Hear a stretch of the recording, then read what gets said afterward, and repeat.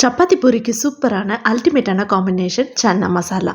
இந்த சன்னா மசாலா என்னோட ஸ்டைலில் செய்யலாமா? வாங்க பார்க்கலாம். கடாயில் எண்ணெய் ஊற்றி எண்ணெய் நல்லா சூடானது ஒரு சின்ன துண்டு பட்டை சேர்த்துக்கணும். ஒரு ஸ்பூன் சோம்பு சேர்த்து சோம்பு நல்லா பொரிஞ்சு வந்ததும் 2 பச்சை மிளகா உடச்சி சேர்த்துட்டு அது கூடவே 7-8 பல்லு பூண்டு 2 துண்டு இஞ்சி சேர்த்துட்டு கூடவே ஒரு வெங்காயம் கட் பண்ணி சேர்த்துட்டு வெங்காயம் கொஞ்சம் வதங்கி வந்ததும் மிளகு ஒரு ஸ்பூன் சேர்த்துட்டு கூடவே ஒரு கைப்பிடி அளவுக்கு முந்திரியும் சேர்த்துட்டு கூடவே பார்த்திங்கன்னா 4 தக்காளி கட் பண்ணி சேர்த்துக்கணும். இந்த தக்காளி வதங்கிறதுக்காக கொஞ்சமாக தேவையான அளவுக்கு உப்பு சேர்த்து தக்காளி நல்லா வதங்கினதும் ஆற வச்சிடணும். ஆற வச்சதுக்கப்புறமா மிக்ஸி ஜாரில் இந்த ஆறின கலவையை சேர்த்துட்டு கூடவே ஒரு கரண்டி அளவுக்கு வேக வச்ச சன்னாவையும் சேர்த்து நல்லா பேஸ்ட் மாதிரி அரைச்சி எடுத்துக்கணும். மறுபடியும் கடாய் வச்சு எண்ணெய் ஊற்றி எண்ணெய் நல்லா சூடானதும் 1.5 ஸ்பூன் அளவுக்கு சீரகம் சேர்த்து சீரகம் நல்லா பொரிஞ்சு வந்ததுக்கப்புறமா 2 பெரிய வெங்காயம் பொடியாக கட் பண்ணி வச்சுருக்கேன். அந்த வெங்காயத்தை சேர்த்துட்டு அது கூடவே மஞ்சள் தூள் கொஞ்சமாக சேர்த்துட்டு அதை நல்லா வதக்கி விடணும்.